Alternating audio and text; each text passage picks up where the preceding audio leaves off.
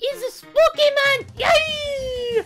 I like it spooky! Oh, what the hell? Oh no! I got to go! Okay, I guess. A terrifying encounter aside, that handsome AF stranger raises a good point. It's spooky season and I'm ready to get spooked. I have made it quite apparent I love horror stuff, and while I was originally going to make a Gmod video, I think a Splatoon centered one makes a bit more sense. Though I am actually going to make that Gmod video as well, but I'm just going to make this one first. So today we're going to look through some Splatoon analog horror videos and see if we can find some high quality scares, or if it's just a lake of mediocrity. I asked you all for your suggestions alongside finding some myself, so to start we have the one-off analog horror videos, the lesser known, and or the silly. Mind you, when I say silly or goofy, that doesn't inherently mean bad or anything to that effect, just that some of these are not trying to be 100% serious, so that's just something to note going forward. Missing Person PSA is as it sounds, a Splatoon-themed Missing Person PSA instructing the viewers on typical strategies to ensure one's safety through various tactics, informing us to especially stay away from the underground subways and anything you may hear come from them, telling us all this through the voice of a text-to-speech app, which is odd. Hey, but to be frank, I'll take the asked. text-to-speech over AI voices 100% of the time, no competition, especially for analog horror. It really doesn't feel that out of place, even if it does break any form of tension.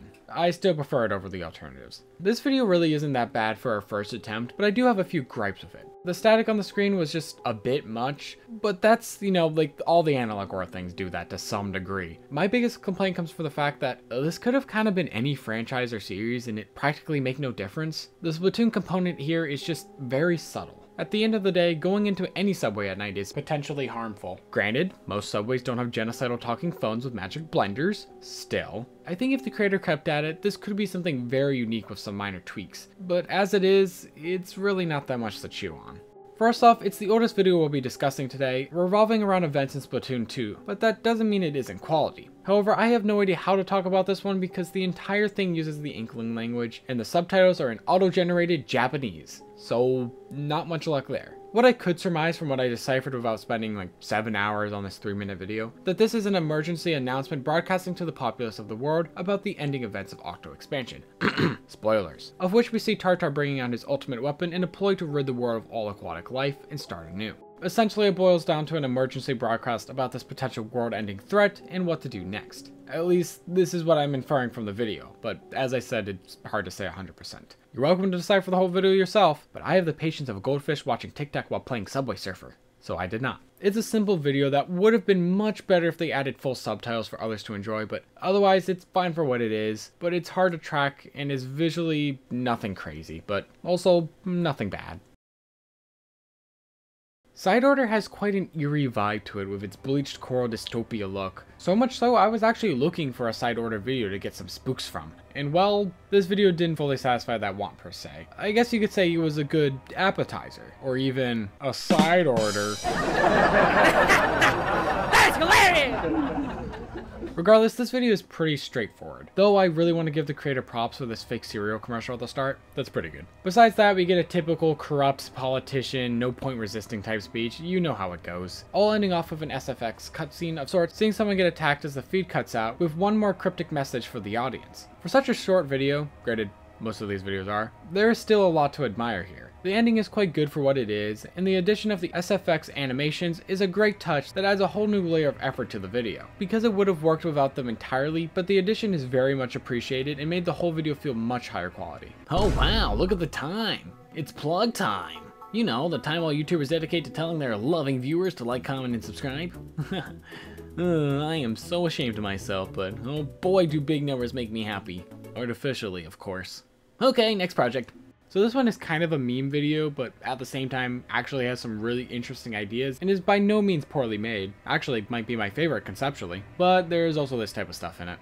Just something to keep in mind. The Inkblot disease PSA is exactly what it sounds like. A PSA designed to inform what is to be assumed the general public about a rare disease that is seeing a rapid uptick in cases, leading to such a PSA being deemed necessary. The PSA states the disease has been around since the Great Turf War, yet has not been very prominent till more recently. They then go on to describe disease and the potential symptoms, stating that the disease can be cured, yet it all comes down to what stage the patient is in, with the 3 stages being early, late, and terminal. Terminal, as you could probably assume, being the fatal stage, of which the Inkling loses their humanoid form in bright ink colors, becoming nothing more than a blob of living black ink, the form resembling an ink blot. Which is such a dark but cool as hell idea. I really like that one. Regardless, the PSA states the early stage is easy to identify, with the carrier taking on faded ink colors and darkened tips to their fingers and tentacles, and alongside that is easily cured with a simple vaccine. The next phase, the patient takes on a more desaturated and goopy form, alongside mild cognitive impairment, yet is still curable to some degree. The tape then gets all spooky on us, and is seemingly ejected with another tape being inserted.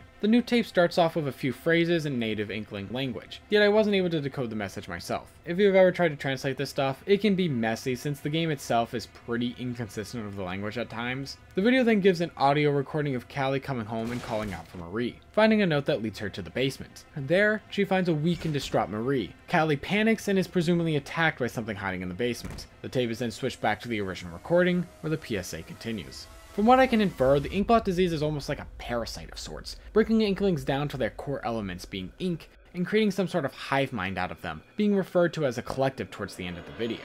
Alongside this, it seems Marie was attacked by one of these diseased individuals, who then managed to lure Callie to Marie's side to attack and assimilate her as well. But hey, that's just a theory. A game theory. Thanks for watching. That joke is so done to death. The inkblot disease PSA, even with the little jokes thrown into the video, is really quite fun, and though it does appear the creator is on hiatus for the time being, if they see this, I would love to see what is going on with this series and this mysterious disease in the future, and more importantly, what happened to the Squid Sisters. It's a super interesting concept and a great start to a potentially silly, but equally disturbing analog horror series.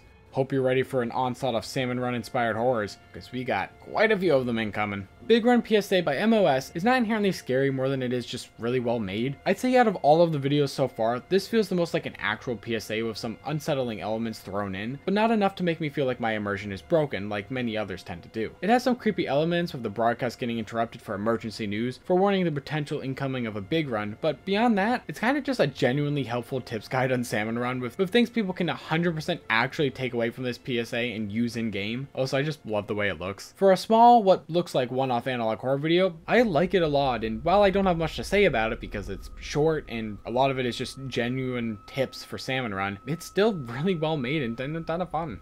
Lastly, we're going to end off with undoubtedly the bigger Splatoon analog horror series, with Big Run Employee Handbook by Octo and the Gris tapes by Germa made the Grisco tapes. I was aware of both of these series prior to making this video, thanks to a YouTuber named Sunflower, who did a much more in-depth video going over both of these series in extensive detail. So for the sake of not being a big old copycat, I'm going to instead just give you a more abbreviated synopsis and thoughts here, then suggest you guys check out that video linked below if you want a much more in-depth analysis of both series. First off, Big Run Employee Handbook. It seems the first remnants of this series starts with a mock-up video of what a potential Splatoon Big Run announcement may look like, taking the typical Big Run announcements and making it all glitchy, distorted, and overall amplifying the seriousness of the situation as a whole, making the stakes feel much higher than ever before. Next is the actual Big Run Employee Handbook, a tape instructing the necessary precautions to take in the face of a boss salmonid level threat. Grisco feels that they may need to take drastic measures if big runs become more commonplace, as they predict more salmonid invasions of urban areas, and the video then details what civilians should try to do to keep themselves at minimum risk. Though it may seem that Grisco has very little intention to help the general public beyond these pretty limited precautions, as seen throughout the video.